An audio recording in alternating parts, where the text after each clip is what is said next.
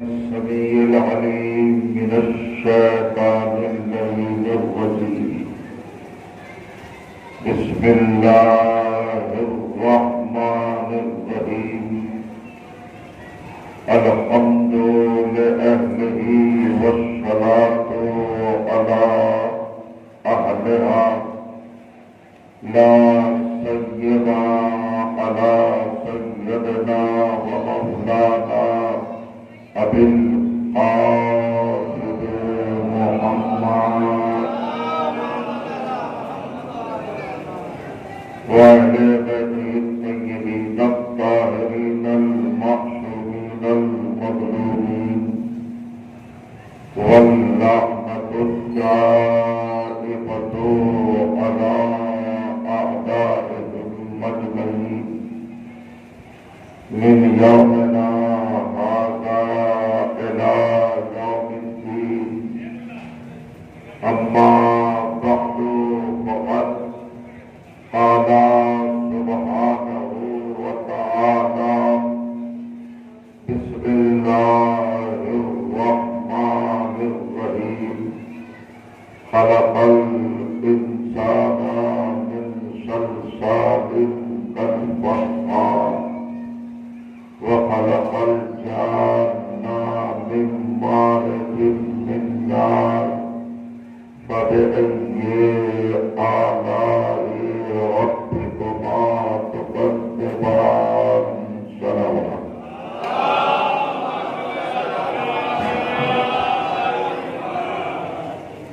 بزرگان حدیث اور برادران ایمان،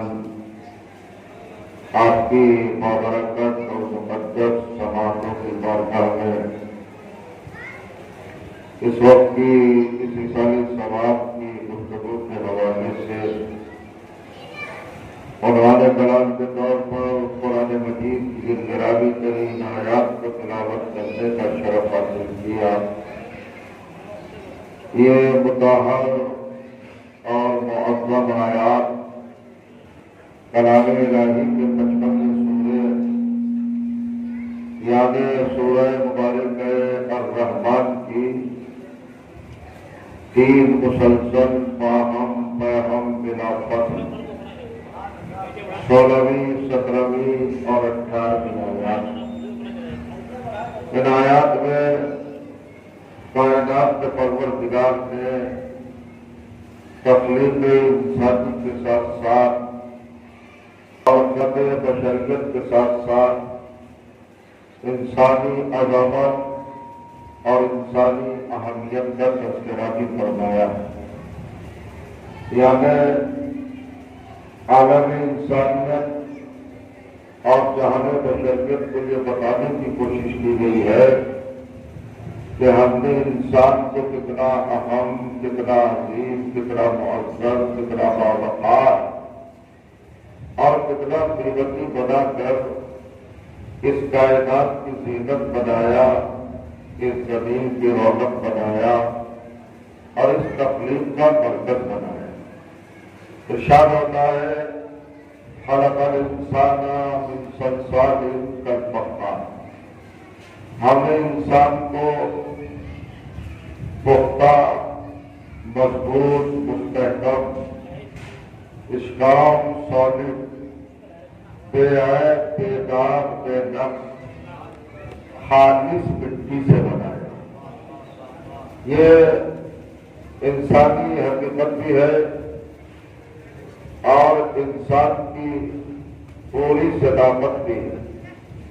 الفاظ بہت مختصر ہیں، گفتگو بہت مختصر ہے، لیکن پیغام، میسج، پیام، رخ اور کیفیت بہت اہم ہے اور بہت وسیع ترین ہے.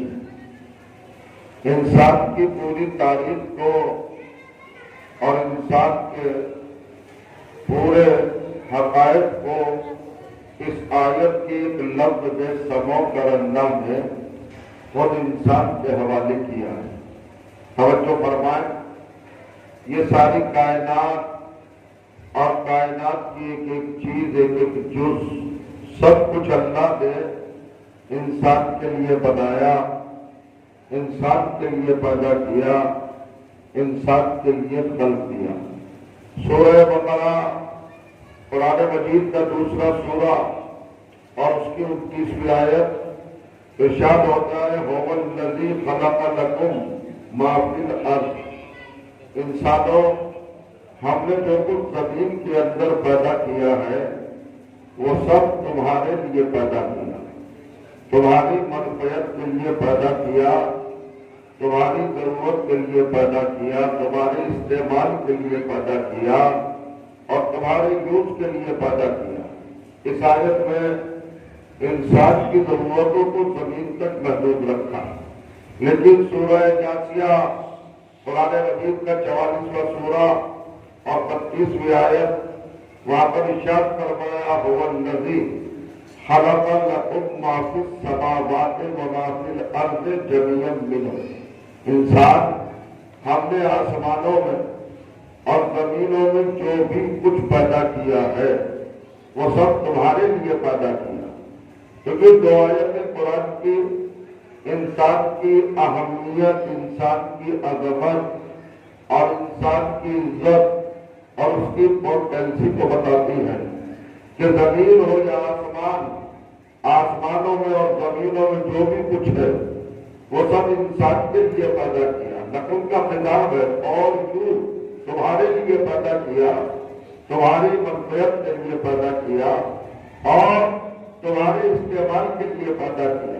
یہ زمین تمہارے لیے ہے، یہ آسمان تمہارے لیے ہے، یہ چاند، یہ سورج، یہ ستارے، یہ سیارے، یہ ثواقب، یہ کواکب، یہ ہوا، یہ خلا، یہ گھٹائیں، یہ فضائیں، یہ آکسیجن، یہ لوہا، یہ چاندی، یہ سونا، یہ پتھر، یہ پیٹرول، یہ ڈیزل، یہ تیل، یہ سب کچھ تمہارے لیے پیدا کیا۔ یہ جنت، یہ جنت عدن، جنت ماوا، یہ جنت نعیم، یہ جنت فردوس، یہ جنت عالیہ، یہ جنت خلد، یہ طوبہ، یہ کوثر، یہ سلسبیل، یہ تسلیم، یہ حوریں، یہ غلمان، یہ ملک، یہ فلک، سب تمہارے لیے پیدا کیا۔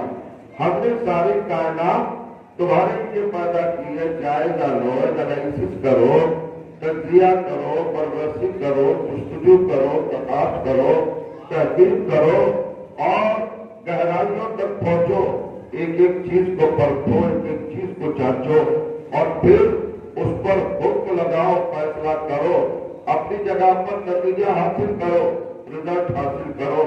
کیا کوئی کائنات کی ایسی چیز ہے جو تمہارے لیے پیدا نہ کی ہو؟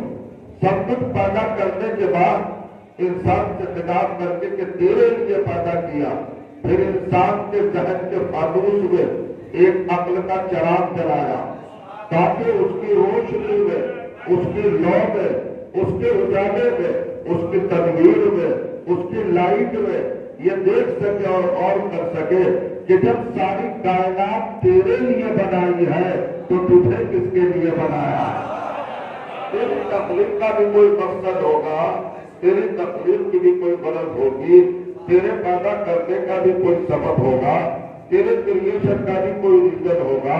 تو جواب عقل ہمیں مجبور کرتا ہے کہ ہم سوچے، تدبر کرے، تفکر کرے، تھنکنگ کرے، گہرائی میں اترے اور ڈیپلی اس بات کو سوچے کہ ہماری تخلیق کا مقصد کیا ہے، ہمارے پیدا کرنے کا مقصد کیا ہے۔ تو ارشاد ہوا تمہارے پیدا کرنے کا مقصد کیا ہے؟ سورہ ذاریات 52واں سورہ اور 56ویں آیت ارشاد ہوا وما خلقت الجن والانس الا لیعبدون۔ ہم نے انسان کو فقط عبادت کے لیے پیدا کیا ہے۔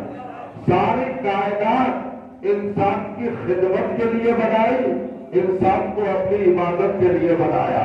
اللہ فرمایا ساری کائنات کو اس کی خدمت میں مصروف کر دیا اور اس کو اپنی عبادت کے لیے مختص کیا اور مخصوص کیا۔ کیا یہ انسان کے لیے شرف نہیں ہے کہ کائنات میں اپنی عبادت کے لائق کسی اور وجود کو نہ سمجھا اللہ نے؟ اللہ نے صرف انسان کو منتخب کیا، انسان کو سلیکٹ کیا اپنی عبادت کے لیے، اب انسان کا فریضہ ہے، انسان کا لازم ہے، واجب ہے، ضروری ہے، ڈیو ہے کہ ایک ایک قدم عبادت ہو، ایک ایک سانس عبادت ہو، کیونکہ عبادت کے لیے پیدا ہوا ہے۔ میں 2 دن ذرا سا تجویز میں لینا چاہتا ہوں اور پھر مقصد کی طرف آنا چاہوں گا۔ میں دور وقت میں اپنی گزارشات کو تمام کروں گا، زیادہ ٹائم نہیں لوں گا۔ تو اللہ نے انسان کو عبادت کے لیے پیدا کیا، وَمَا خَلَقْتُ الْجِنَّ وَالْإِنسَ إِلَّا لِيَعْبُدُونِ، صرف فقط محض اونلی عبادت کے لیے پیدا کیا ہے۔ تو اب ہمارے 24 گھنٹے کہاں میں گزرنا چاہیے؟ عبادت ہی میں گزرنا چاہیے نا، تو عبادت میں گزرے۔ لیکن کیا پورے دین میں کوئی عبادت ایسی ہے جو اس تقاضے کو پورا کر سکتی ہو؟ بھئی نماز کو واجب قرار دیا، نماز 17 رکعت ہے، 17 رکعت بڑے خلوص سے پڑھے تو آدھا گھنٹے میں پڑھ لیں گے، 1.5 گھنٹے میں پڑھ لیں گے، 2 گھنٹے میں پڑھ لیں گے۔ 24 گھنٹے میں سے 22 گھنٹے بچے اور 22 گھنٹے کاہے میں کاؤنٹ ہوں گے، کاہے میں شمار ہوں گے؟ اللہ نے کہا میں نے تمہیں عبادت ہی کے لیے پیدا کیا ہے۔ لوجک بیان کر رہا ہوں، تو جب ہمیں عبادت ہی کے لیے پیدا کیا ہے تو ہماری زندگی میں کچھ اور نہ ہو عبادت کے سوا۔ نماز ہماری پوری زندگی کو عبادت نہیں بناتی، صرف روزانہ 2 گھنٹے کو عبادت بناتی ہے۔ اب نماز کے بعد روزہ ہے، روزہ پوری زندگی واجب نہیں ہے، رمضان میں واجب ہے اور وہ بھی دن میں واجب ہے، رات میں واجب نہیں ہے۔ تو رمضان روزہ یہ بھی پوری زندگی کو عبادت نہیں بناتا۔ اب زکات ہے، زکات ہم کو 1 دن دینا ہے، 365 دن کیا کرنا ہے؟ خمس ہے، 1 روز دینا ہے، 365 دن کیا کرنا ہے؟ حج ہے، زندگی میں 1 بار کرنا ہے، زندگی بھر کا کرنا ہے۔ اور ہمیں اللہ نے وعدہ کیا ہے کہ پوری زندگی کو عبادت بناؤ۔ تو نماز پوری زندگی کو عبادت نہیں بناتی، روزہ پوری زندگی کو عبادت نہیں بناتا، حج پوری زندگی کو عبادت نہیں بناتا، زکات پوری زندگی کو عبادت نہیں بناتی، جہاد پوری زندگی کو عبادت نہیں بناتا، خمس پوری زندگی کو عبادت نہیں بناتا۔ اور مجھے پیدا کیا ہے، آپ کو پیدا کیا عبادت کے لیے، تو وہ کون سی حقیقت ہے جو میرے ایک ایک سانس کو عبادت بنا دے، ایک ایک قدم کو عبادت بنا دے؟ جب ہم پریشان ہوئے تو ہم نے اس سے پوچھا جس کے سینے پر قرآن نازل ہوا، یا رسول اللہ، اللہ نے ہمیں عبادت کے لیے پیدا کیا ہے اور پورے دین میں کوئی بھی فرا ہماری پوری زندگی کو عبادت نہیں بناتی ہے۔ تو سرکار کے منبر سے مسکرا کے کہا خود تو علی نے وعدہ، علی کا عبادت ہے۔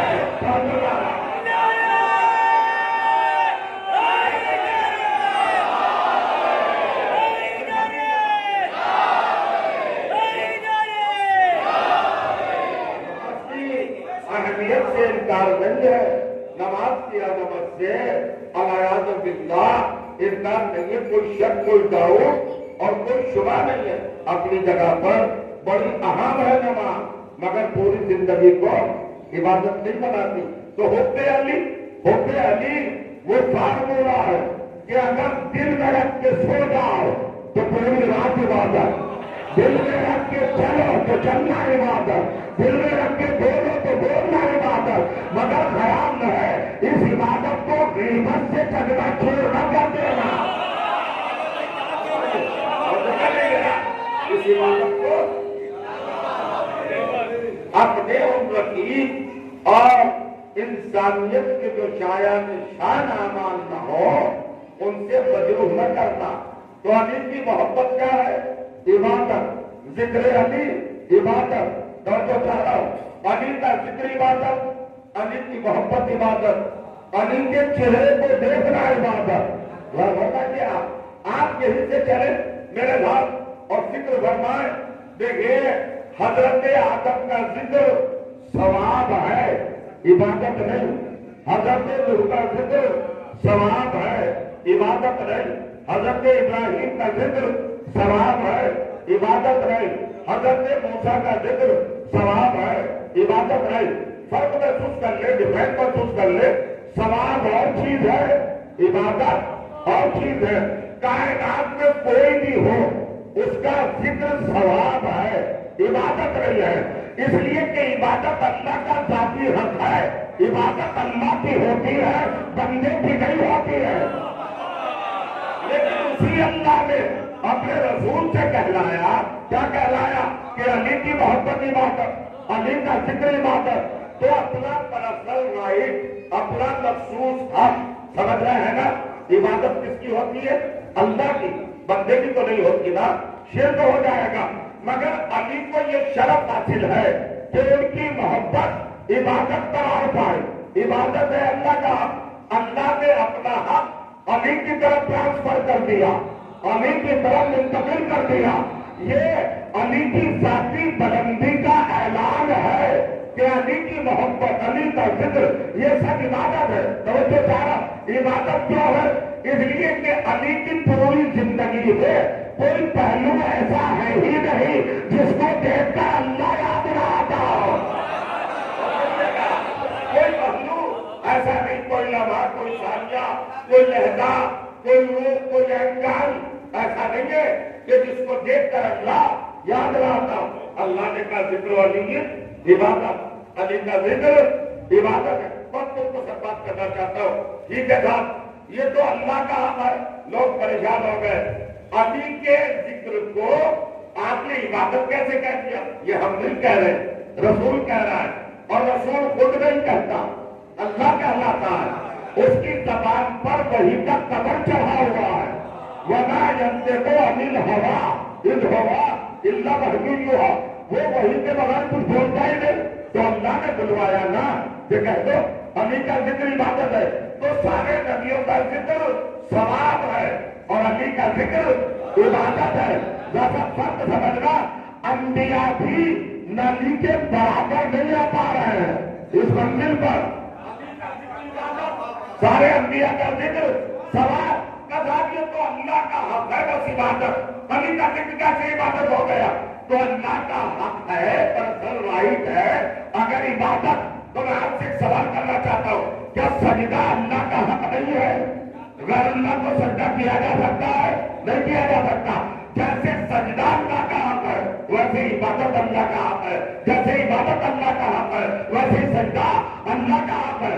اگر غیر اللہ کو سجدہ کر لو تو مشرک ہو جاؤ گے. فرمائیے، وہ پرستوں کو مشرک کیوں کہا، نجس کیوں کہا، جہنمی کیوں کہا، مغضوب کیوں کہا، مغلوب کیوں کہا، راجہ درگاہ کیوں بنایا، ان سے قدمجات کیوں ہوا، ان پہ غصے کیوں ہوا، ان پہ خطا کیوں ہوا، اپنی رحمتوں سے محروم کیوں کیا، اپنی نعمتوں سے مایوس کیوں کیا، ان کو جنت کی خوشبو تک چھوڑنے کا موقع نہیں مل سکتا ہے. کس بات پر؟ انہوں نے اللہ کو چھوڑ کر غیر اللہ کو سجدہ کیا. تو سجدہ اللہ کا حق ہے، رسول اللہ کو بھی نہیں کیا جا سکتا. لیکن وہی اللہ اگر فرشتوں سے کہے تو اسجدوا لآدم، آدم کو سجدہ کرو. قرآن میں ہے، جس کو ہضم نہیں ہو رہا تھا کہ ذکر علی عبادت، اللہ کا حق عبادت، علی تک کیسے پہنچ گیا؟ سجدہ بھی تو اللہ کا حق تھا جیسے آدم تک پہنچ گیا. اب آدم کو بتا، قرآن مجید میں آدم ہے کیا؟ سورہ آل عمران 3 سورہ آیت نمبر 7 ارشاد ہوا، ان مسئلہ عیسیٰ عند اللہ ہے کمثل آدم خلقہ من تراب. اللہ کے نزدیک عیسیٰ کی مثال آدم جیسی ہے. آدم کو بھی مٹی سے پیدا کیا، عیسیٰ کو بھی مٹی سے پیدا کیا. تو جو مٹی سے پیدا ہوا وہ کیا ہوا؟ ابن تراب ہوا. اے مسلمان، تیرے قرآن میں لکھا ہے جب ابن تراب کو اللہ کی عبادت مل سکتی ہے تو ابو تراب کو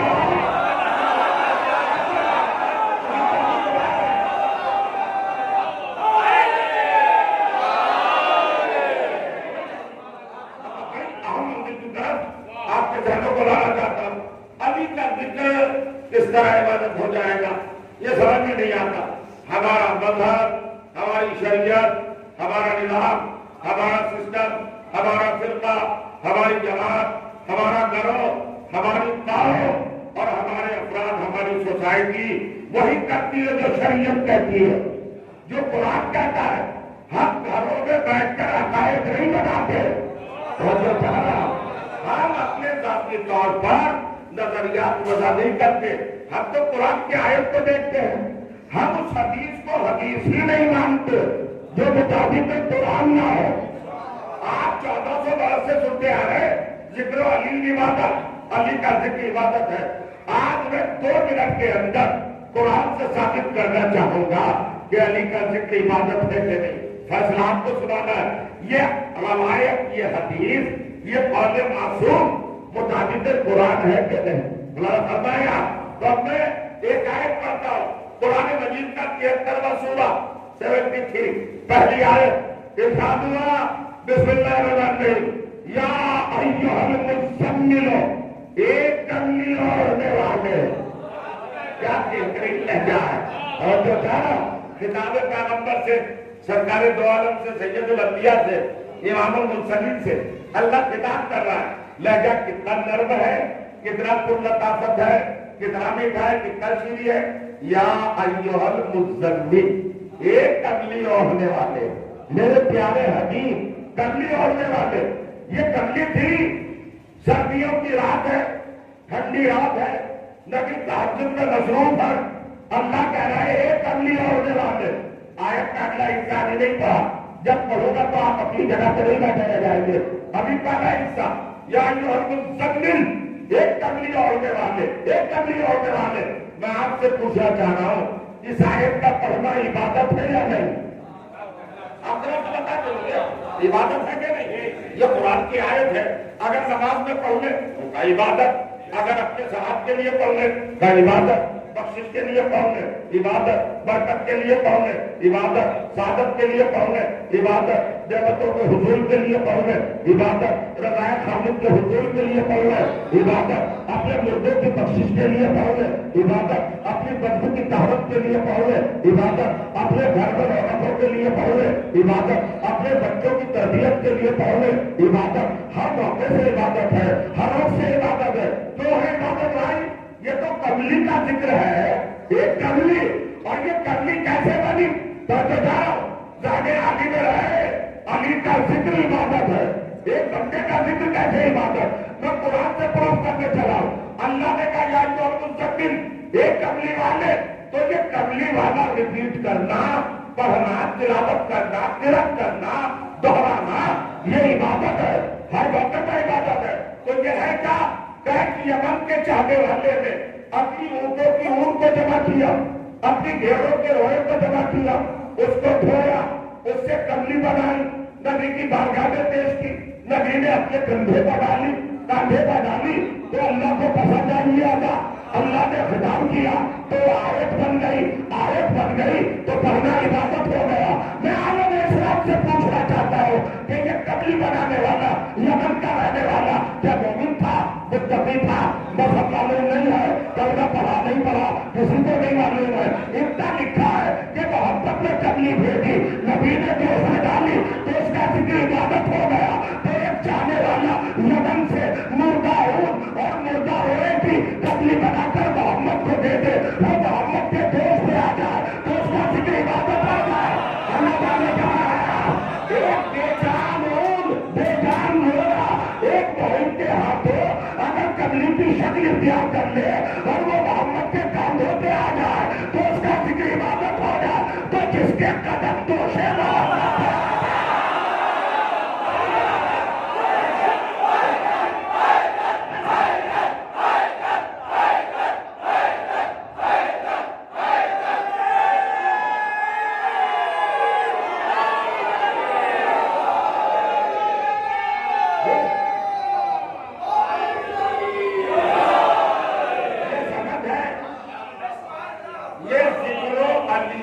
عبادت کی سند ہے. آیت یہ پروف ہے، یہ دلیل ہے، یہ ثبوت ہے.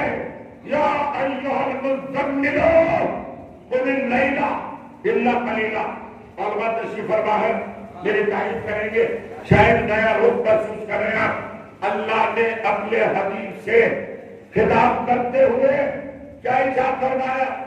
ایک کملی اوڑھنے والے قم اللیل، رات کو قیام کیا کرے مگر بہت کم. قیام کا مطلب کیا ہے بھائی؟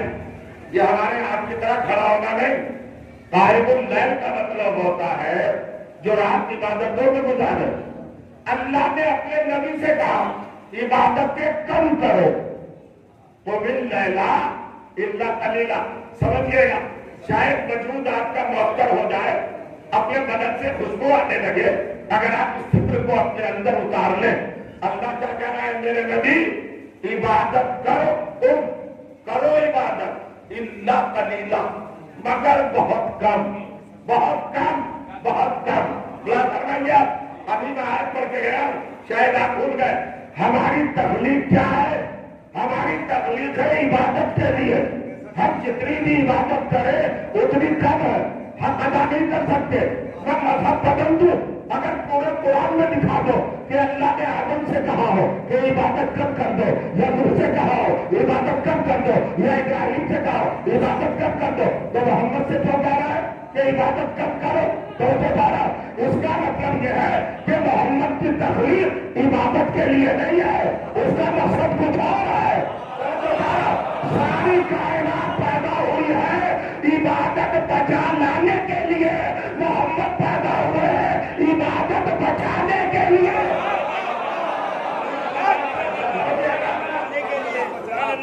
اصل میں پریشانی کام کی چیزوں آپ کو ماشاءاللہ فرش ادا پر رزق معرفت لے لے کر اتنے ذہین اور بیدار مرد ہو چکے ہیں کہ خطیب کے لیے بڑی پریشانی ہو جاتی ہے۔ وقت بہت کم ہے، کم ہے، اور افکار اور نکات اور فائل اتنے میرے ذہن پر طارد ہو گئے کہ مجھے انتخاب کرنے میں پریشانی ہو رہی۔ آپ کو کیا سناؤں اور کیا بیان کروں؟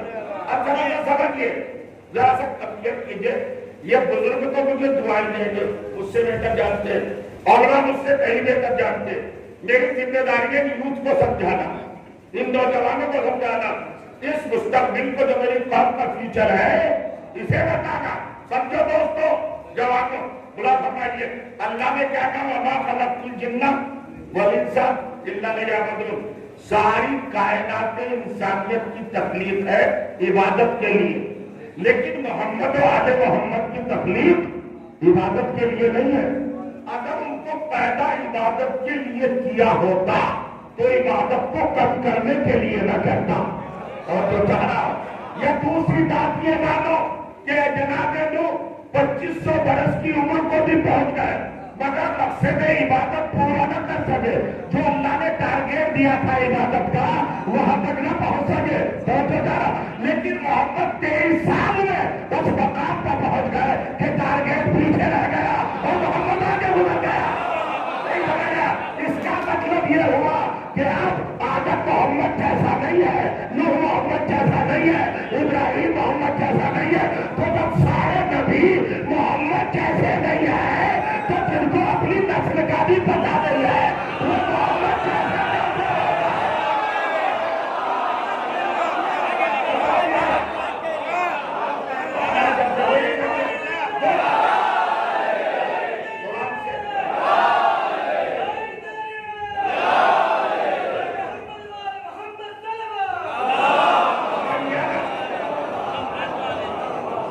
کوئی بھی عبادت کے تعلق سے اپنی ڈیوٹی مکمل نہیں کر سکا، اور پیغمبر اس منزل پر پہنچ گئے جو ٹارگیٹ، جو حد، جو لمٹ، جو سیما اللہ نے معین کی تھی عبادت کی، وہ پیچھے رہ گئی، محمد آگے بڑھ گئے۔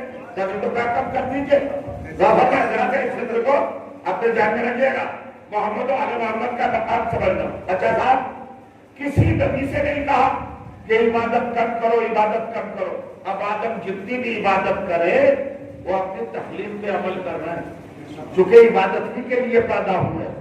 نوح اپنے مقصد پہ عمل کر رہے ہیں، لیکن محمد مصطفیٰ سے کیا کہا؟ عبادت کم کر دو۔ اب اچھال دو آپ کو، عبادت کم کر دو۔ یہ شرف ہے واحد آپ کے پیغمبر کا، یہ کوالٹی ہے صرف سید الانبیاء کی، یہ سعادت ہے صرف فاطمہ کے باپ کی، یہ فضیلت ہے صرف حسنین کے نانا کی، یہ مرتبت ہے صرف علی کے بھائی کی، یہ درجہ ہے ابو طالب کے بھتیجے کا، یہ مقام ہے آمنہ کے لال کا، یہ رتبہ ہے عبد المطلب کے چاند کا، اور کسی کو نہیں ملا۔ عبادت کم کر دو، عبادت کم کر دو۔ کمال ہے صاحب، اپنے اللہ کہہ رہا تھے نبی سے قُمِ اللَّيْلَ إِلَّا قَلِيلًا، حضور قلیل کا ترجمہ کیا کروں؟ قلیل تو عربی ہے اور یہاں پر نکرا واقع ہو رہا ہے، قلیلہ کم کر دو. قلیل کا مطلب بہت کم، ویری فیو، بہت کم. کم اب یہ بھی سمجھ میں نہیں آئے گا لوگوں کے، میرے نوجوانوں کو ان کو سمجھانے کے لیے آسان لفظ کہنا چاہتا ہوں. قلیلہ کا مطلب ہماری لغت، ہماری ڈکشنری اردو لینگویج میں گھٹا دو، گھٹا دو، گھٹا دو، گھٹا دو، گراف گھٹا دو، یہ دائرہ گھٹا دو، یہ جتنی عبادت کر رہے ہو اسے گھٹا دو، گھٹا دو، گھٹا دو. اجازت دیجیے گا آگے بڑھو. اب اگر آپ آدم کے مقابلے کا محمد کو لائیں، آدم سے کہا جا رہا ہے اور پڑھو، اور پڑھو، اور پڑھو. محمد سے کہہ رہا ہے بس بس بس. مجھ سے کہہ رہا ہے اور پڑھو، اور پڑھو، اور پڑھو. محمد سے کہہ رہا ہے بس بس. ابراہیم سے کہہ رہا ہے اور پڑھو، اور پڑھو، اور پڑھو. اور محمد سے کیا کہہ رہا ہے؟ بس. قلیلہ گھٹا دو، گھٹا دو، گھٹا دو. وارے میرے محمد، نبیوں کے مقابلے میں تیرا یہ رتبہ کہ سب سے کہہ رہا ہے اور محمد سے کہہ رہا ہے بس بس بس. لیکن یہی محمد جب ایک روز سجدے میں گیا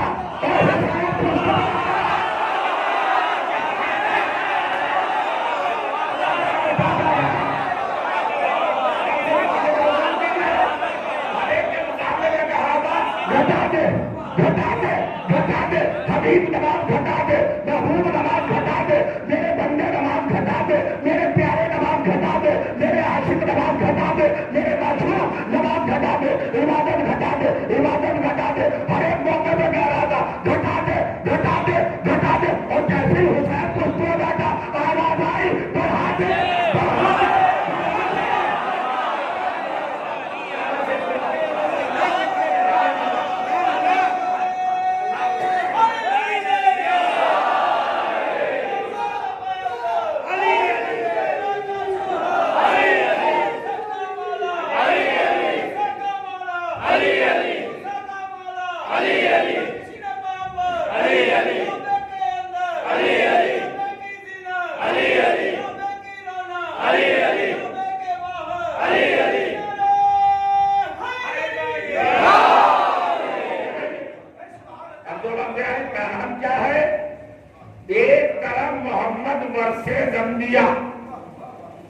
انبیاء کا یہ مقام ہے کہ ان پر حکم جاری اور پڑھو، اور پڑھو، اور پڑھو. اور محمد کی اسپیکٹ کیا ہے؟ بس پیارے، بس گھٹا دو، گھٹا دو. لیکن جیسے ہی حسین آئے پشت پر تو اسی اللہ نے اپنا موقف بدلا، اپنا نظریہ بدلا، اپنی سنت بدلی، سیرت بدلی، حکم بدلا اور کہا کہ بڑھا دو، بڑھا دو، بڑھا دو. یعنی پیغام یہ دینا تھا کہ جب تک رسالت تنہا ہے تو عبادت کم ہے، جب امامت مل جاتی ہے. اب سنیے وقتیات میں بہت شکریہ، لیکن آپ کے لیے ذمہ داری بڑھ گئی. آپ کے لیے ذمہ داری تو بڑھ، جو اکیلے رسول کو مانتے ہیں اگر وہ کم عبادت بھی کرے تو چلے گا، لیکن آپ حسین کو بھی مانتے ہیں رسول کے ساتھ ساتھ. حسینیت کو ماننے کا مطلب ہے نماز کو کم نہ کرنا، بڑھا دینا. جہاں جہاں رسالت کے ساتھ امامت مل جائے گی، حسینیت مل جائے گی تو عبادت میں اضافہ ہوگا. میں جملہ کہنا چاہتا ہوں، اگر آپ اس جملے کو قبول کر لیں، حسین جوانان جنت کے سردار، راکب دوش رسول، جامع رسول، روح رسول، ریحانت الرسول، بلے رسول، رسول کا پھول، رسول کے گھر کی عزت، رونق، سب کچھ ہے حسین. آبرو محمد، عزت محمد سب ہے. یہ ساری باتیں بھی لے کر امام ہے، سید الشہداء ہے، نصر مطمئن ہے. حسین کے احکام، تحقیق، رتبے، مرتبے، عہدے، مقام، منصب، درجے، فضیلتیں، منقبتیں، اچھائیاں، خوبصورتیاں، کمالات، محاسن کتنے ہیں خود نہیں گن سکتا. زبان گنتے گنتے تھک جائے گی.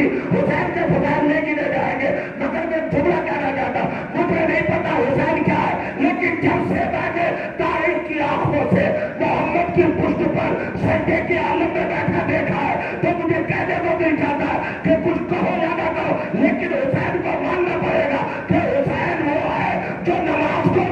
گواہی دیتا ہے. نماز کی عمر گواہ دے. نماز کا پروردگار نماز کی حیات بنا دی. سجدے کی حیات بنا دی. یہاں تک لے آیا میں آپ کو. اب ذرا قرآن کی طرف چلنا چاہتا ہوں. اس سجدے سے متعلق دو باتیں کرنا چاہتا ہوں. ہم ہیں, آپ ہے, معاشرہ ہے, سوسائٹی ہے, ماحول ہے, کمپنیاں ہیں. آپ نے دیکھا ہوگا ماشاءاللہ, اللہ سلامت رکھے, سب گھرانوں کی رونق و آباد و شاد رکھے. ہمارے خاندان, ہماری فیملیاں, ہماری نسلیں بڑھتی چلی جائیں, ان کو دراز ہوں. یہ ساری باتیں اپنی جگہ پر. لیکن آپ نے کبھی بچوں کو دیکھا ہوگا, کبھی فکر کی ہوگی, جب آپ نماز پڑھتے ہوتے ہیں تو بچہ آپ کے قریب آ کر سب سے پہلے جو عمل کرتا ہے پشت میں بیٹھنے کی کوشش کرتا ہے, اور کبھی کبھی بیٹھ بھی جاتا ہے. تو آپ کا ری ایکشن کیا ہوتا ہے؟ آپ کا ری ایکشن ہوتا ہے عبادت ہے خدا کی. بچہ آ گیا پشت پر تو آپ پہلے تو پشت کو حرکت دیں گے, کمر ہلائیں گے تو بچہ خود سے اتر آئے, زور زور سے بھی ہلائیں گے. حالانکہ پہلے کثیر میں بھی کبھی کبھی داخل ہو جاتے ہیں معاملہ, نماز باطل ہونے کا خطرہ بھی ہو جاتا ہے. اور اگر بچہ اپنی نہیں اترا, یہ نفسیات ہے, سائیکولوجی, اپنی نہیں اترا تو آپ کھٹانے لیں, پھر بھی بچہ نہیں اترا اور کروا رہے آپ تو آپ سجدے سے سر اٹھا لیں گے, بچہ گرے گا. تین ہی تو ریئیکشن ہے, یا تو آپ کمر ہلائیں گے, یا آپ کھٹائیں گے, اس کو واضح کریں گے, یا آپ سجدے سے سر اٹھا لیں گے. نبی کی پشت پر حسین آ کے بیٹھے اور کی جگہ عبادت ہے خدا کی, پشت پر بیٹھا ہے نوازا. یا رسول اللہ, یہ خاندان کی عظمتوں کے اظہار کی جگہ نہیں ہے, یہ عبادت خدا ہے. کچھ کہنا چاہ رہا ہوں, آپ حسین کو اتاریے, کمر ہلائیے, کھکاریے یا اٹھ جائیے. اگر حسین گر گئے تو مجھے کہا دو, اگر حسین گر گیا تو اسلام گر جائے گا.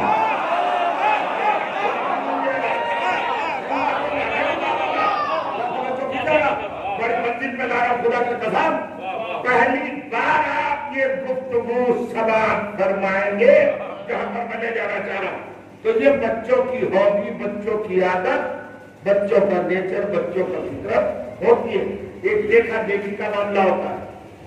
گھر میں جب کوئی نماز پڑھتا ہے, تاریخ والوں نے جب اس عظمت کو گھٹانا چاہا تو اسی سچویشن کو ذریعہ بنایا, سورس بنایا. ارے آپ بڑے قصیدے پڑھے جاتے ہیں حسین کے, بڑی فضیلتیں بیان کی جاتی ہے حسین کی, کہ پشت رسول پر سجدے میں آ گئے. یہ تو بچوں کی عادت ہے, بچے آ جاتے ہیں, ہر ایک کو یاد آتا ہے. تو حسین عادتاً آئے ہیں نبی کی پشت پر. میں پوچھنا چاہ رہا ہوں, پیغمبر کی پشت پر عادتاً آئے ہیں, کھیل کے ارادے سے آئے ہیں, تسکین قلب کے لیے آئے ہیں, یا طفلانہ عمل ہے, یا بچکانہ کیفیت ہے؟ کیا سننا چاہیں گے, کیا چیز ہے بھائی؟ حسین جو پشت پہ آئے ہیں, اب دیکھیے میں تو منطق اور لوجک رکھتا ہوں اپنے ساتھ اور پھر قرآن سے ثابت کروں گا. دو باتیں بلا سمجھا. تو کیا یہ بچپنے والی عادت تھی, یہ طفلی کا انداز تھا, یہ جو بچے کرتے وہ کیا حسین نے؟ تو بھائی سامنے کی بات ہے کہ اہل بیت کے گھر میں اکیلے نبی تو نماز نہیں پڑھتے تھے, علی بھی تو پڑھتے تھے, فاطمہ بھی تو پڑھتی تھی, حسن بھی تو پڑھتے تھے. اگر یہ عادت ہی تھی حسین کی تو تاریخ سے ثابت کرو کبھی علی کی پشت پر بیٹھے ہو, اور کیا حال ہے, کبھی ماں کی پشت پر بیٹھے ہو, فاطمہ زہرا کی پشت مبارک پر کبھی حسین آئے. بچہ ماں سے زیادہ ماموس ہوتا ہے, باپ سے زیادہ ماموس ہوتا ہے.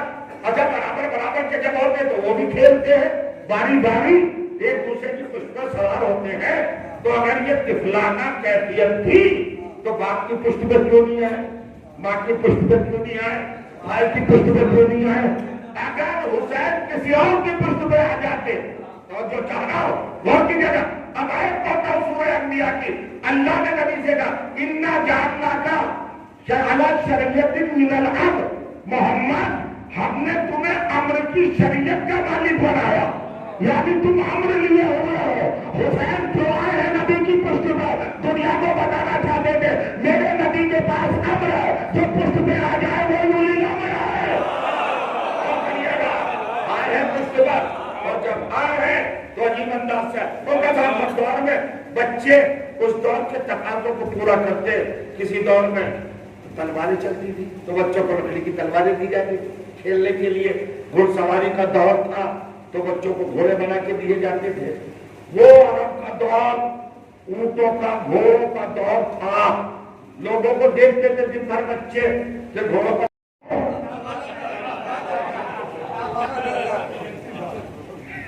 گھوڑے پہ کیا بیٹھ گئے. یہ کیا مطلب کہ پوری سفر کو عبور کرتے ہوئے نبی ہی کی پشت پر بیٹھے. آپ دیکھیے گا نبی کی پشت پر بیٹھے. اور ذکر ہے نبی نے 70 بار یا 72 بار کہا سبحان ربی الاعلی و بحمدہ، سبحان ربی الاعلی و بحمدہ، سبحان ربی الاعلی و بحمدہ. آج سجدے کا مفہوم سمجھ میں آئے گا. حسین کے پشت رسالت پر بیٹھنے سے پہلے سجدہ اپنے معنی سے محروم تھا.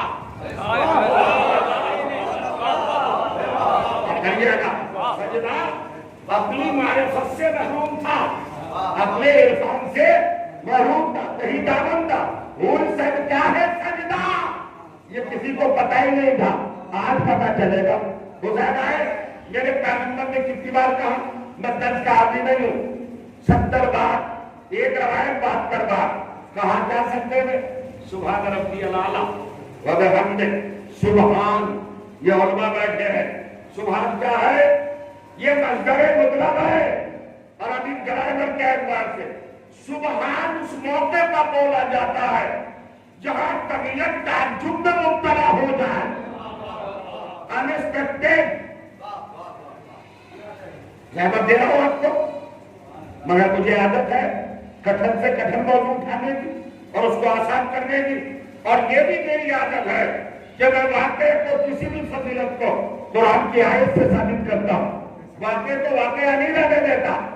آل محمد کے ہر عمل کو آیت سے قرآن سے ثابت کرتا ہوں تاکہ اور لوگوں جیسا عمل نہ سمجھے ان کا. انہیں کے عمل کو دیکھ کے قرآن تھمتا ہے، قرآن بنتا ہے. سمجھ رہے ہیں آپ سبحان کا مطلب کیا ہے؟ دیکھیں ابھی آپ نے مجلس سنی میرے زبان سے، حقیر الفاظ، حقیر جملے، معمولی سی خطابت، بولنا میں ٹھیک سے نہیں آتا، لب کشائی کر رہا ہوں، گستاخی ہے، جسارت ہے بھائی آپ کے دھاڑ میں بول رہا ہوں. لیکن جب کوئی بات آئے گی تو طبیعت فرق کے کہیں گے سبحان اللہ.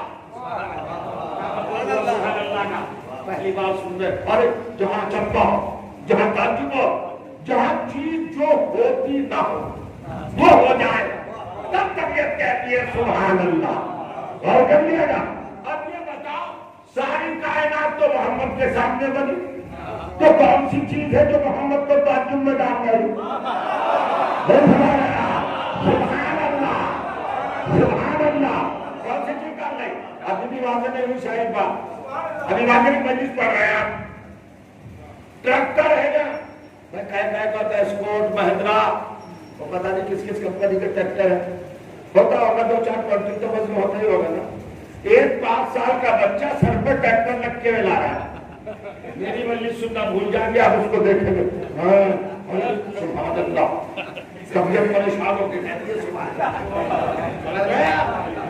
تو بھائی ہمارا آپ تو سبحان اللہ کہیں گے، لیکن سورج نبی کے سامنے بنا، چاند نبی کے سامنے بنا، کائنات نبی کے سامنے بنی.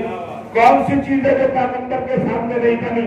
اور پیغمبر کی پشت پہ آ گیا حسین.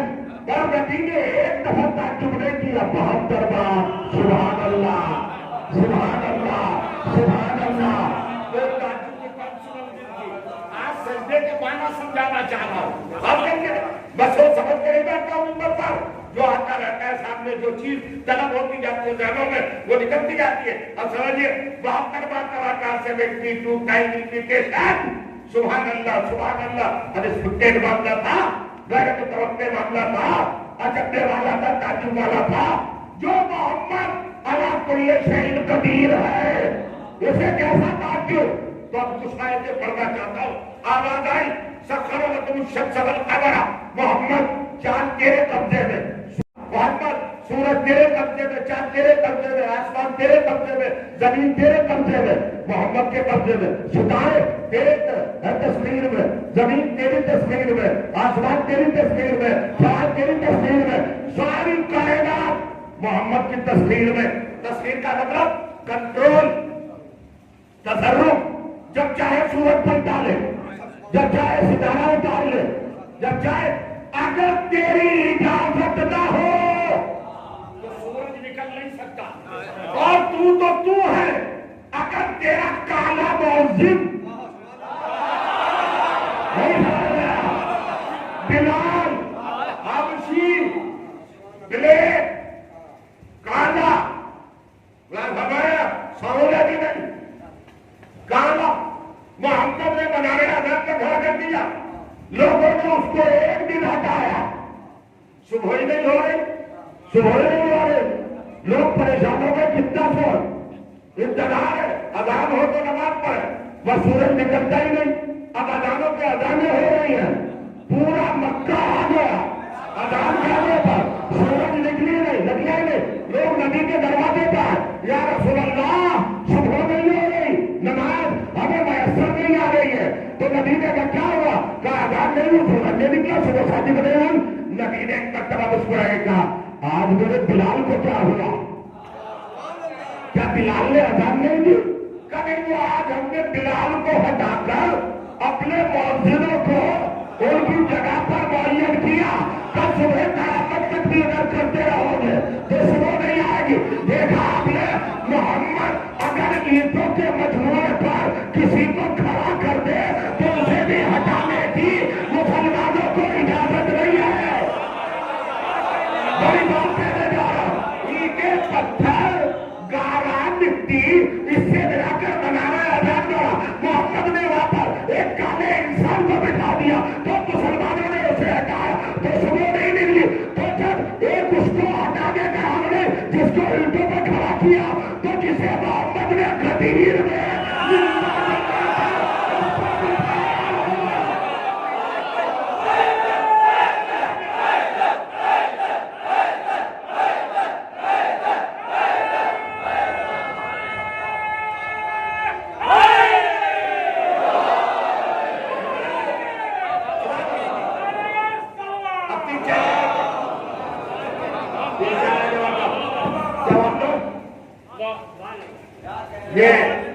یہ امید قوم، یہ صبر، یہ خاندانوں کی امیدیں، یہ سامنے بیٹھے ہوئے چہرے، کھلے ہوئے گلاب جیسے چہرے، یہ سنے ملت کے غلامان جناب علی اکبر علیہ السلام۔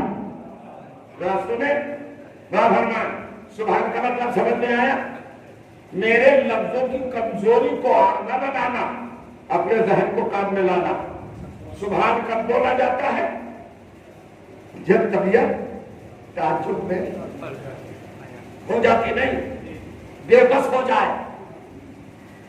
یہ وہ علاقہ ہے جو زینب ہند کا علاقہ کہلاتا ہے۔ سرکار حیدر رضی اللہ تعالی سرا کہا کرتے تھے، لطف لیتے تھے، جملوں کے باتیں ہوتی تھی، تو میں کہنا چاہتا ہوں جہاں طبیعت بے بس ہو جائے وہاں سبحان اللہ کہتی ہے۔ گیا بے بس، پھڑپھڑانے لگے، بے بس ہو جائے، کچھ اختیار میں نہ، تب کہتا ہے انسان سبحان اللہ، آنکھیں پھٹی کی پھٹی رہے سبحان اللہ۔ یہ تو ہم مجبوروں کی بات ہے بھائی، کسی چیز کو دیکھ کے سبحان اللہ۔ یہ نبی نے 72 بار کیوں کہا؟ راز بتاؤ؟ بس راز اتنا سا ہے کہ نبی سے اللہ نے خطاب کیا، محمد سورج تیرے قبضے میں، رات تیرے قبضے میں، سخر لکم اللیل والنہار، رات تیرے قبضے میں، اور ایسے قبضے میں کہ چلا جا قاب قوسین تک، زنجیر در ہلتی رہے، بستر میں گرمی رہے، وضو کا پانی جاری رہے، اور پورا سفر کر کے بھی آتا، وقت کو سمیٹ دیا، وقت تیرے قبضے میں، سورج تیرے قبضے میں، ستارے تیرے قبضے میں۔ اب یہ قبضے کا مطلب کیا ہے؟ زمین دامن نہیں اٹھا سکتی اگر محمد کی اجازت نہ ہو۔ میں کچھ کہنا چاہ رہا ہوں، نہیں برسا سکتا اگر محمد کا اشارہ نہ ہو۔ زمین کی نہار کس کے ہاتھ میں ہے؟ محمد کے ہاتھ میں۔ آسمان کی طرف کس کے ہاتھ میں ہے؟ محمد کے ہاتھ میں۔ محمد نہ کہے تو سورج کے ہاتھ میں۔ چاند کی لگام کس کے ہاتھ میں؟ محمد کے ہاتھ میں۔ ستاروں کی رسیاں کس کے ہاتھ میں؟ محمد کے ہاتھ میں۔ پھلوں کا پکنا محمد کے ہاتھ میں، فصلوں کا اگنا محمد کے ہاتھ میں، ہواؤں کا چلنا محمد کے ہاتھ میں۔ قیامت نہیں آ سکتی اگر محمد کی اجازت نہ ہو۔ قرآن کی کوئی آیت نہیں آ سکتی اگر محمد کی اجازت نہ ہو۔ جہاں محمد وہاں آیت۔ محمد بستر میں، آیت بستر میں۔ محمد غار میں، آیت غار میں۔ محمد دربار میں، آیت دربار میں۔ محمد میدان میں، آیت میدان میں۔ محمد کہیں بھی ہے وہیں آیت آ رہی ہے۔ آیت لے کے محمد رہ گئے، جہاں جہاں محمد وہیں وہیں آیت۔ ہر چیز کو محتاج بنا دیا، اشارے پر محمد کے ہر ایک کو مطیع فرما بردار بنا دیا۔ محمد اشارہ کرے تو جان نکلے، محمد اشارہ کرے تو دن نکلے، محمد اشارہ کرے تو رات گھٹے۔ ہر چیز محمد کے ہاتھ میں تھی، لیکن ایک دن وہ محمد جس کے ہاتھ میں کائنات کی لگام تھی کہ اگر اشارہ کرے تو نکلے گا اور اشارہ نہ کرے تو نکلے گا۔ ایک ہی روز وہ محمد جب سجدے میں آیا اور حسین آ کے بیٹھا تو اللہ نے کہا محمد جب تک حسین نہ کہہ دے سجدے سے سر نہ اٹھانا۔ اور محمد نے کہا سبحان اللہ سبحان اللہ سبحان اللہ، ساری کائنات کو میرے ہاتھ میں دے دیا، میری لگام تو حسین کے ہاتھ۔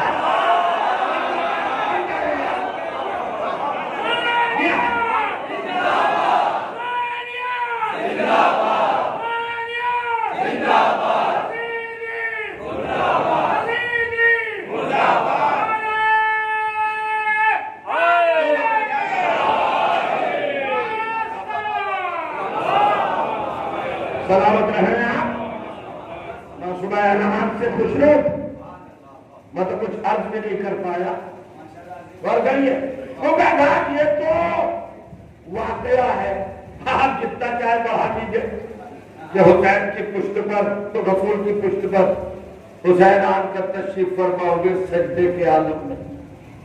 یہ تو کسی نے لکھ دیا ہوگا طرفداری نے، دیکھا آپ نے، چونکہ وہاں عادتیں ہیں نا اس طرح کی،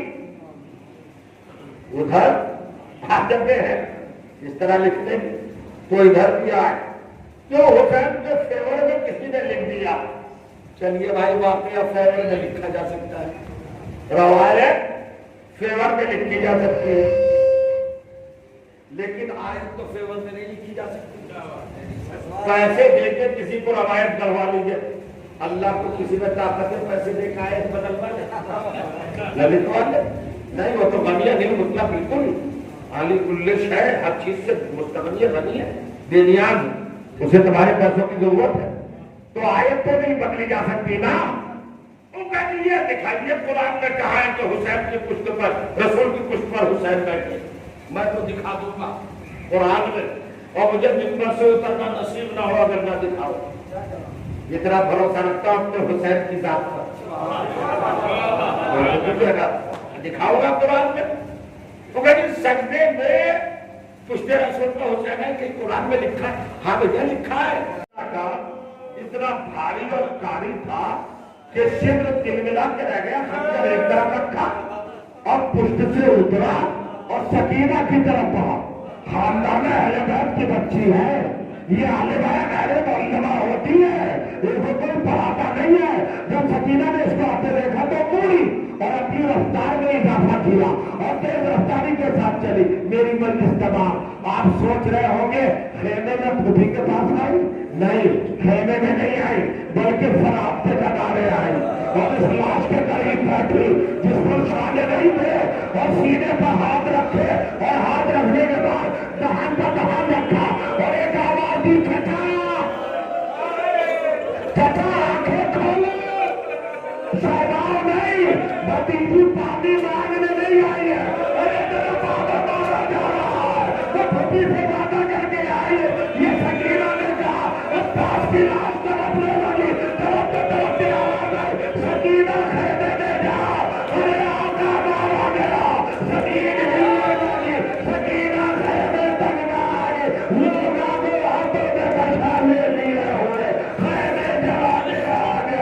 یا غربتا یا مصیبتا یا مظلوما سيعلم الذين ظلموا إلى منقلب ينقلبون على لعنة الله وعلى القوم الظالمين. رب کریم تجھے ذکر عظیم کا واسطہ ہمارے عبادات کو شرف قبولیت عطا فرما. پروردگار اہل بیت کے چاہنے والی اعزازات دنیا میں جا کہیں ان کی حفاظت فرما. پروردگار ہمارے دلوں میں شفقت برادرانہ اور محبت و عشق اخوت کو پروان چڑھا. ہمارے اہل بیت کے چاہنے والے کو اپنا حقیقی اور سگا بھائی محسوس کرو. پروردگار ہماری قوم میں جو مرحوم ہو چکے ہیں ان سب کو جو ہمارے اہل بیت علیہ السلام میں اعلیٰ مقام کرامت فرما. خصوصیت سے جن مرحوم کی سال ثواب کی یہ مجلس تھی ان کو جنت فردوس کے اعلیٰ مقام پہ اہل بیت کی قربت کا شرف عطا فرما. ان کے خادمانے کو سب نے جمیل عطا فرما. حضرت حجت اللہ تعالیٰ فرد شریف علیہ السلام کے ظہور میں تعبیر کرنا. ہمارے علماء حق کا سایہ مراجع کرام آیات نظام مجتہدین حق اور فقہاء اہل بیت کی عمروں میں طول عطا فرما. ان کے توفیقات و تائیدات کو ثابت فرما. پروردگار اس بستی پر اپنی رحمت نعمت برکت سعادت سب کچھ نازل فرما. معبود اہل بیت کا شکر کا بغیا حضرات ایک مرتبہ سورہ ہم اور 3 مرتبہ سورہ توحید اطلاق فرما کر پارے دیگر جناب مرحوم کی روح کو ہدیہ سما فرما. جناب جہاں حیدر رضوی صاحب ابن جناب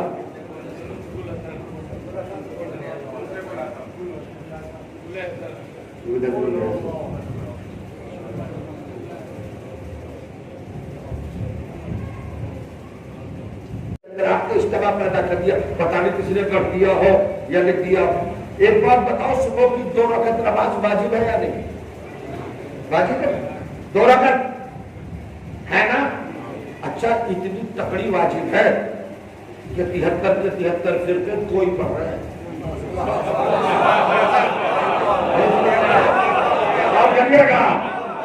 حالانکہ اسلام میں 73 فرقوں میں جدہ کا بھی معاملہ ہے. ایک اپنے وقت کے امام نے اپنا فرستادہ بھیجا کہ دیکھ کیا چھٹے امام نماز کیسے پڑھ رہے, سجدے میں آنکھیں بند کرتے تو کھلی ہے. انہوں نے دیکھا غور سے جا کر میرے مولا کی چشمہ گرا بھی کھلی ہوئی. انہیں اپنے امام سے جا کے کہا تو آنکھیں کھلی ہیں, کہ تم آنکھیں بند کر کے پڑھا.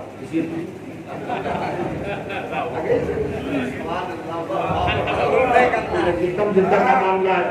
ہم بولے بھیا 73 کے 73 فرقے جناب, دیوبندی, بریلوی, حنفی, شافعی, مالکی, حنبلی, سلیمانی, آمقانی, محدث, قادیانی, سلفی, اہل حدیث, اہل قرآن, تقلیدی, غیر تقلیدی, سبھی کو دیکھا تھا. سب 2 ہی پڑھ رہے ہیں. کسی ایک نے نہیں کہا کہ شیعہ 2 پڑھ رہے تو ہم 2.5 پڑھیں گے.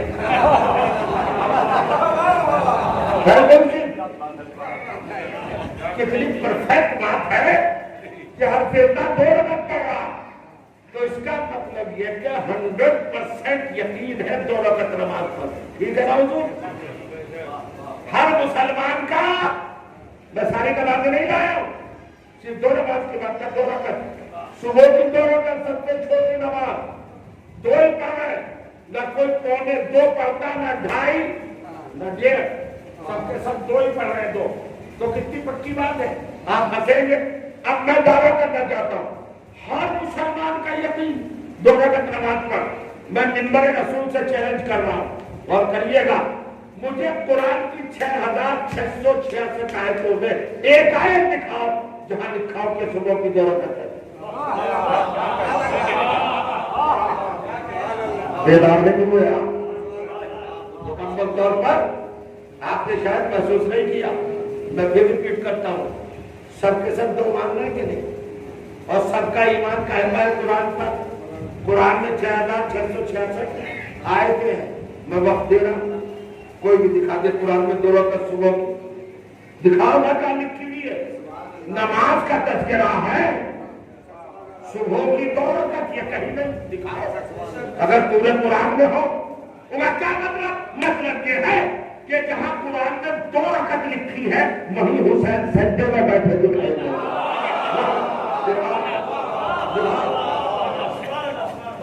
روزے کتنے ہیں صاحب؟ 20 رکھے قرآن میں دکھائیے کہاں. زکات کا نصاب دکھائیے قرآن میں کہاں.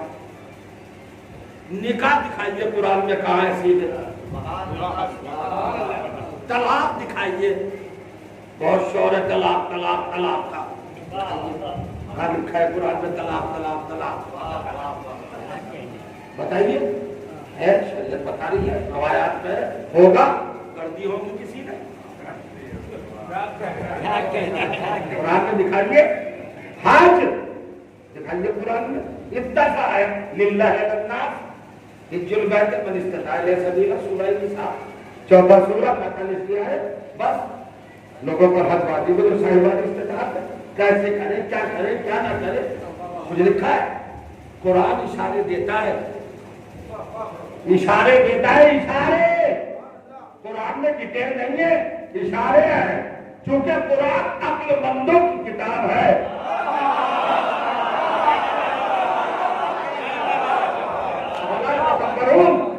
بلا تعقلون ہر جگہ پر عقل کو ریس کرتا ہے.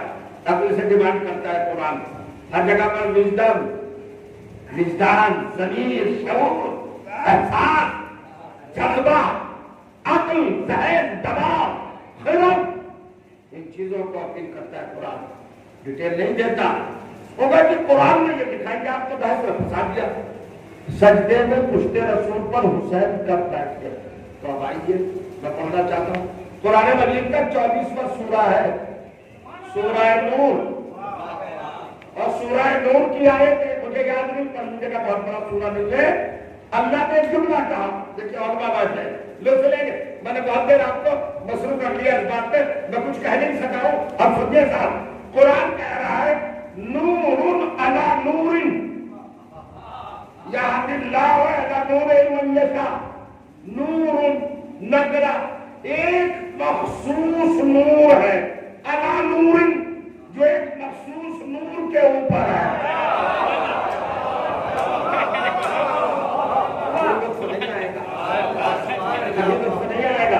ایک نور ایک نور کے اوپر ہے. کیا ہے ایک نور. اس سے بڑی دلیل نہیں دے رہا تھا قرآن سے. پشت رسول پر سجدے کے عالم پہ حسین بیٹھے ہیں. اس سے بڑی دلیل میں نہیں دے رہا تھا. اقیم الصلاۃ پر 51 رکعت نماز پڑھی مسلمان نے. اقیم الصلاۃ پر. آتوا الزکات پر زکات دی ہے. کتب علیکم الصیام پر 30 روزے رکھے. اور جو جانا للہ الناس حج البیت میں اتنا بڑا حج کیا ہے جا کر ہے خالی اشاروں پر چلنا ہے. اور قرآن اتنی بڑی کلیئر بات کیا ہے نور علی نور. ایک خاص نور ہے ایک خاص نور پر. ابھی لطف ہو گیا ہے. ابھی تو میں آئے پڑھیے تشریح سنیے. ایک نور ہے گرامر کے اعتبار سے. نور بھی نکرا نور اور نور دونوں تنوین لگی ہوئی ہے دونوں پر.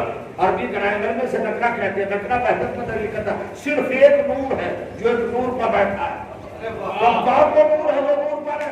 اللہ تعالیٰ نے سورج کو بھی نور کہا. وجعلنا الشمس نورا. بے شک سورج بھی نور ہے. وجعلنا القمر نورا. ہم نے نور بنایا چاند کو. وجعلنا النجوم نورا. ہم نے ستاروں کو بھی نور بنایا. نور پر بحث کر ہی نہیں رہا میں تو بحث کر رہا ہوں نور پر نور. سورج کو سورج کہا ہے.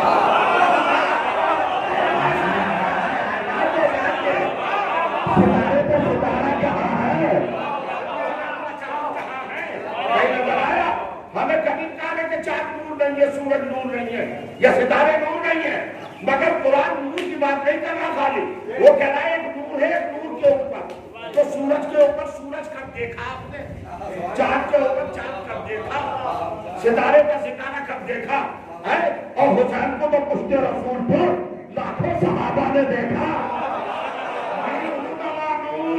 ایک نور ہے نور کے اوپر. تو سنو اگر ڈائجسٹ نہیں ہو رہی ہے حسین کی فضیلت تو تمہیں اجازت نہیں دیتا کہ حسین کے سجدے میں بیٹھنے کو تسلیم کرو. تو حسین کی فضیلت سمجھ کے نہ مانو قرآن کی صداقت سمجھ کے ڈالو.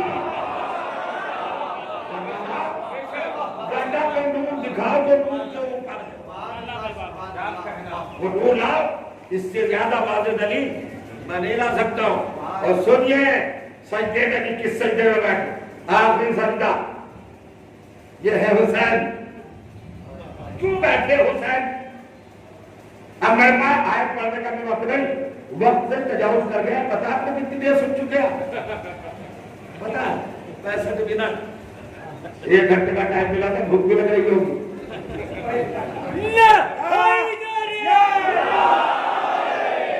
بہت طویل ہو گئی ہے, مجلس بہت طویل ہو گئی. ماشاءاللہ پیشخانی بھی بڑی صحت مند تھی.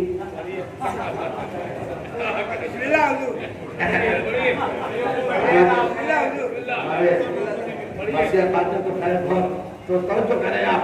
اب رہ گئی بات انشاءاللہ پھر کبھی سنیے گا.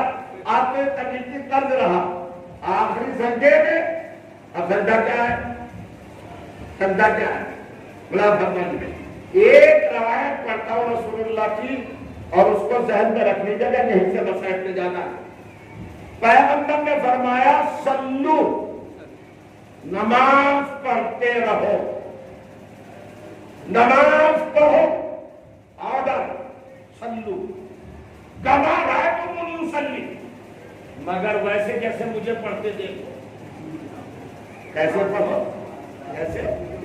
مجھے ایک روایت لا دو پوری دنیا میں کہ نبی نے کہا کہ زکات ویسے دو جیسے مجھے دیتے ہوئے دیکھو, آج ویسے کرو جیسے مجھے کرتے ہوئے دیکھو, روزہ ویسے رکھو جیسے مجھے رکھتے ہوئے دیکھو. اصل میں یہ چیزیں کہنے کی ضرورت نہیں کہ حج کرتے تو سب نے دیکھا تھا, زکات دیتے بھی سب نے دیکھا تھا, روزہ رکھتے ہوئے بھی 12, 14, 16 گھنٹے 17 گھنٹے روزے سے سب کو پتا. لیکن نماز ایسا سبجیکٹ ہے کہ وہ دیکھنے والی چیز ہی نہیں. کیسے دیکھنے والی چیز نہیں؟ ایک پیش نماز آگے بڑھا رہا ہے, پیچھے سب پڑھے, دیکھے گا کیسے؟ خالی فالو کرنا ہے, آواز آنے جا رہا ہے. تو نبی کی 23 سال کی زندگی میں وہ نماز کون سی جو دیکھی گئی ہو؟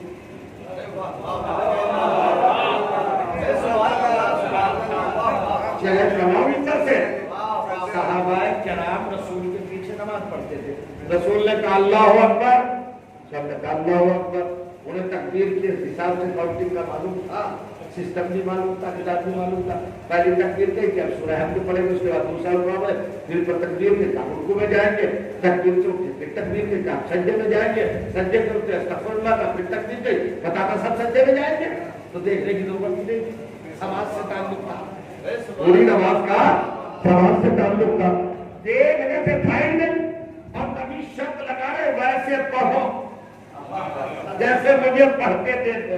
بہت بڑا پیغام ہے تو اسی میں ہے پورا اسلام. ویسے پڑھنا نماز جیسے مجھے پڑھتے دیکھو. میں منبر سے قدم کھا رہا ہوں, 23 سال میں پیغمبر کی ایک ہی نماز ہے جو دیکھ لی گئی. جب آخری رکعت کا, چوتھی رکعت کا عصر کی نماز تھی, آخری سجدہ اور کریے گا, اس میں گئے رسول, اتباع میں سارے صحابہ سجدے میں گئے. عادت تھی 1 بار یا 3 بار کی, سبحان ربی الاعلی. اور جو 3 سے آگے بڑھا تو لوگوں میں بے چینی پیدا ہوئی, تشویش پیدا ہوئی. جب 40 تک پہنچے تو کوہنیاں چلنے لگی. ہمیں دیکھو کیا ہو رہا ہے. دوسرا کہتا نماز خراب نہ کرو, خود دیکھ لو. اب کمال کی بات تھی, ایک دوسرے سے کہہ رہا تھا 50 تک پہنچے تو ذرا صبر جو تھا وہ اس کے اعلان ہاتھ سے چھوٹنے لگی. 60 پہ پہنچے تو بے صبری عروج پر, 70 پر آئے تو 1 سال سے برداشت نہ ہوا, وہ اٹھ بیٹھے اور میرے بعد ان کے ساتھ اور اٹھے. اب جو دیکھا سب نے تو ایک مرتبہ دیکھا کہ حسین کچھ نہ بیٹھے فوراً سجدے میں چلے گئے. کیا سجدے ہوئے حضور؟ سجدے بیان کر دوں. کتنے سجدے ہو گئے؟ دوسرے میں سے تو اٹھے تھے. کتنے ہو گئے؟ 3 ہو گئے نا, 3 ہو گئے نا. اچھا لطف لیجیے بھائی, وہ جو سجدہ تھا جس میں پہلے تو اللہ کو تھا.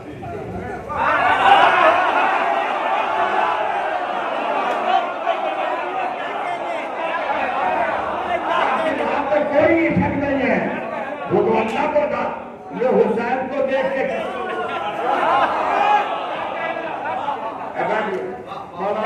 قبلہ کعبہ ارشاد عباس صاحب ہمارے خطیب ماشاءاللہ بڑے لاجواب، اللہ ان کی مبتلا کرے تو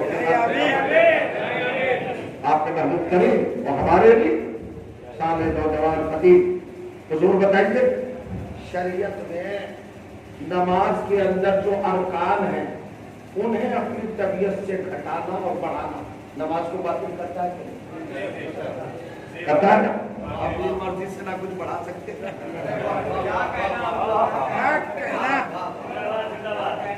میرے خیال سے یہاں وہ ہوا آئی نہیں ابھی، اس لیے آپ اچھل نہیں سکے۔ نماز میں کچھ بڑھانا، نماز میں کچھ گھٹانا، یہ دونوں صورت نماز کو باطل کر دیتے۔ اچھا ارکان کتنے؟ کچھ واجب رکنی ہے، کچھ واجب غیر رکنی ہے۔ سجدہ واجب غیر رکنی ہے، دونوں سجدے مل کر ایک رکن ہے۔ اگر ایک سجدہ چھوٹ جائے بعد میں کر لو، بھول جائے تو نماز ہو جائے گی، لیکن اگر دونوں چھوٹ جائے بھولے سے بھی نماز ختم۔ اور اگر تین کر لیے میری بات تو ختم ہو گئی۔ اب دیکھو کتنا لوگ سنیں گے نوجوان، اس وقت دیں گے نوجوانی کا ثبوت۔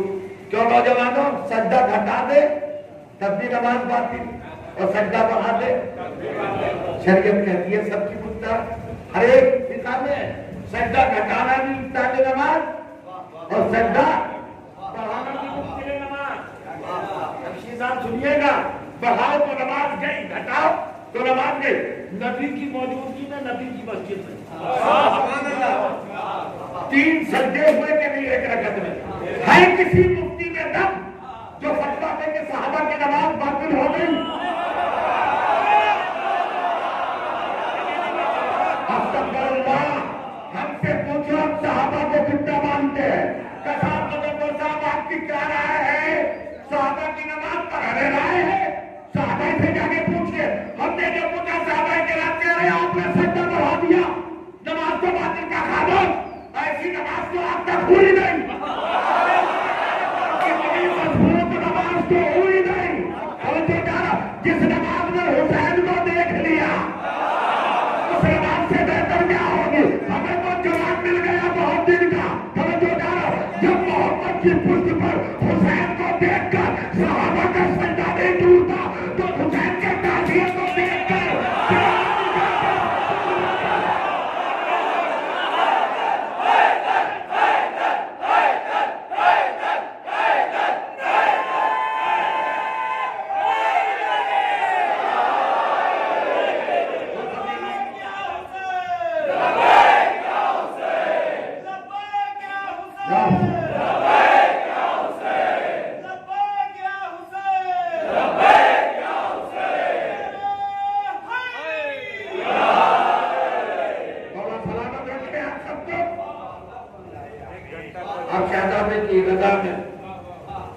مشغول ہے، مصروف ہے، عبادت میں آپ کی ایک سال شمار ہو رہی ہے، کاؤنٹ ہو رہی ہے۔ بس ابھی تو سنیے، بس میں پھر احترام کر رہا ہوں، منبر سے کچھ نہیں پڑھ سکا، میں نے کچھ بھی نہیں بیان کیا، آپ کی توجہات حسین ایسے نماز پڑھو جیسے مجھے دیکھو۔ دل چاہتا تھا قرآن سے کچھ پڑھتے کھولوں کہ سجدے کی اور ذات حسین کی عظمت۔ بس ایک بات بتاؤں گا، صرف ایک بات، حسین سجدے میں آئے تو سجدے کا قد بڑھا، سجدے کا وجود بڑھا، سجدے کی زندگی بڑھی۔ کیوں بڑھی؟ حسین مسلمان نہیں ہے۔ اگر کوئی مسلمان آ جائے تو پڑھنے والے کی بھی نماز باطل، آنے والے کا بھی گناہ۔ حسین مسلمان نہیں ہے، حسین اسلام ہے۔ حسین کون ہے؟ نماز پر اسلام، اسلام بیٹھا ہوا تھا۔ لو جی نے تو نہیں بحث چھیڑ دی، میں کیا کروں؟ نہیں بحث کیا چھیڑ دی؟ وہ ایک طرف کی بات اور مسائل۔ حسین اسلام ہے، مسلم نہیں، مسلم ہے آدم، مسلم ہے دونوں۔ بہت ساری آیتیں پڑھتا، آپ کو تلاش کر لیجیے گا، یہ سب مسلم ہے. اور جو بھی جناب ابراہیم سب سے بڑے رسول ہے ہمارے رسول کے بعد، وہ خود کہتے ہیں، ان کے لیے اللہ کہتا ہے سورہ اعراف قرآن مجید کی 68ویں آیت 68، ما کان ابراہیم یہودیا ولا نصرانیا ولکن کان حنیفا مسلما. مسلم تھے ابراہیم، سمجھ گئے؟ حسین ہے اسلام،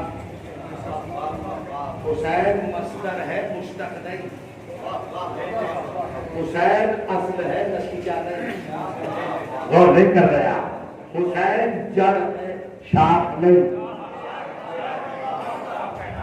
ہے نا؟ جاگ رہے دوستو؟ ایک جملہ کہہ دوں، ہوگا حسین اسلام، بالکل اسلام. اب میں خواجہ معین الدین چشتی والی بات نہیں پڑھوں گا، یہ آپ پڑھتے ہیں کہ حضرت حسین سنا ہوگا آپ نے، میں تو دوسری پڑھتا ہوں آج کل. ثاقب صاحب پردھان جی، آپ پردھانی لڑے ہیں نا، ہمارے حسین بھائی لڑے ہیں پردھانی. میں بھی لڑ سکتا ہوں، آپ بھی لڑ سکتے ہیں، کوئی بھی لڑ سکتا ہے، ٹھیک ہے نا؟ لیکن محبت تو اپنی جگہ پر قائم رہتی ہے. یہ سمجھیے ایک الگ سے آ جائے. آپ تو ماشاءاللہ آل رسول لڑے بھائی رضوی امام رضا علیہ السلام کی اولاد، وہاں امام محمد تقی سب تقوی ہے اصل میں. اچھا لڑ گئے الیکشن. کل خیر آ کے آپ سے اگر گزارش کرتا کہ بھائی ہندور کے سیدوں رضویوں، اے اولاد رسول آل رسول، تم نہ لڑو، ہمیں بھیک دے دو، ہم اکیلے ہیں، ہم غیر مسلم، ہمیں لڑوا دو. آپ سب مل کے کہتے لڑنے بھائی، سب کہہ دیتے ارے تو لڑ، اس لیے کہ فیاض سخی تو ہمیشہ سے رہے. لڑو بھائی، یہ پردھانی کیا ہے؟ ہمارے دادا نے تو خلافت کو نظر نہیں چاہا.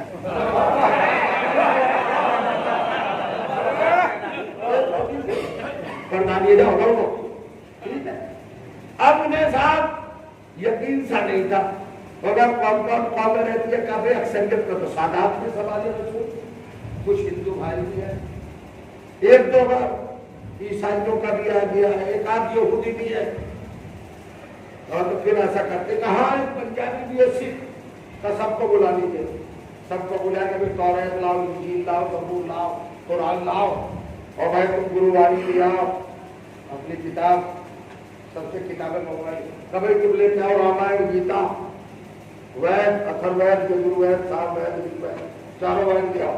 بھائی ہر فرقے کی، ہر مذہب کی کتابیں منگوا لی. کہ تمہاری نظر میں کیسی کتاب ہے؟ کہ یہ ہماری جان سے زیادہ کرتی ہے، سر پہ رکھو، سر پہ رکھ دیجیے، قسم کھاؤ مجھے ہی دو گے وہ.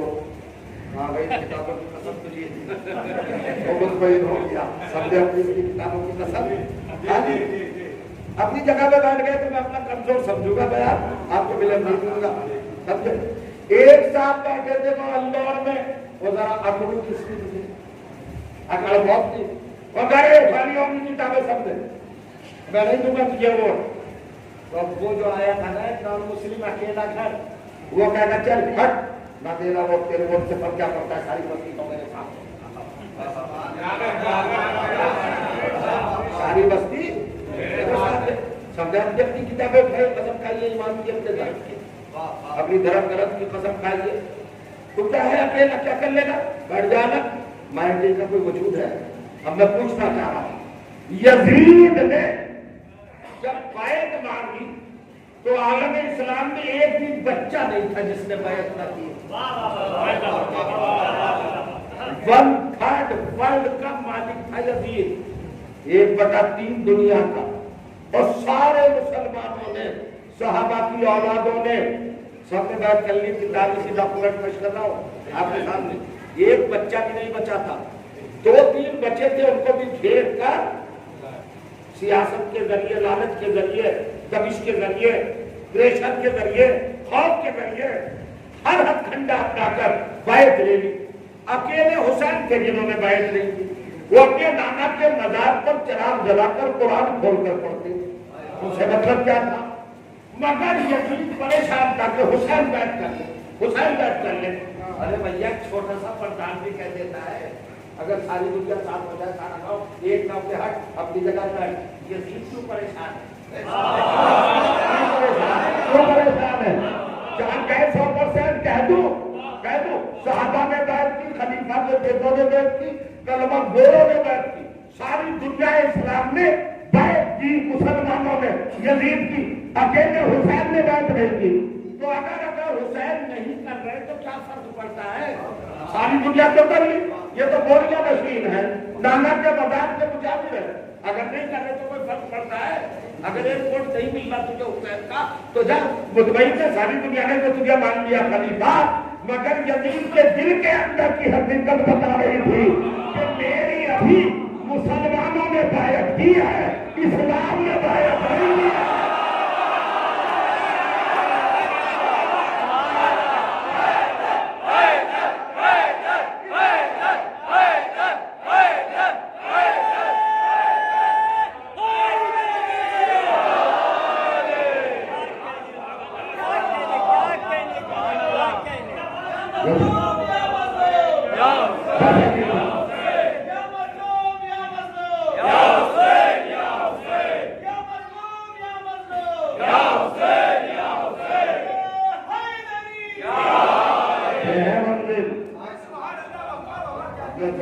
حسین کو اسلام سمجھتا تھا اور امن نازک بات کہنے کا قدر موقع نہیں، اجماع کی بھی دھجیاں اڑ گئی، اکیلے تھے دنیا میں اس وقت معصوم حسین، باقی ساری دنیا یزید پہ اجماع کر چکی تھی، مگر دعوے دار خود ہی مان بیٹھا تھا کہ اگر ساری دنیا بھی کسی کو خلیفہ مان لے اور اکیلا معصوم نہ مانے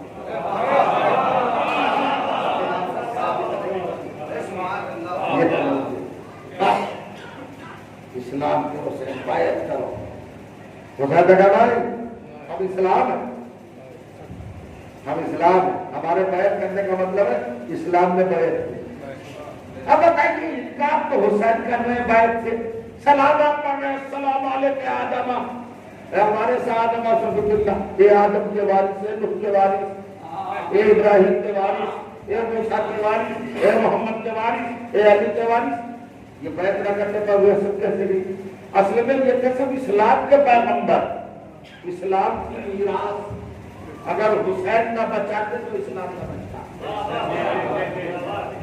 وراثت اب آدم کے بھی وارث۔ اچھا ایک چھوٹی سی بات اب مسائل ہے، مسا گئے تو اب نہیں زیادہ بڑھانا بھی نہیں، بہت دیر ہو گئی جلدی تو آپ نے بہت اچھے سے سنا، اس لائق کیوں کہ نہیں میرے افکار و نظریات آپ نے سراہا، میں تہ دل سے شکر گزار بھی ہوں، آپ نے بڑا نوازا، خدمت بیانی کو شرف سماعت عطا فرمایا۔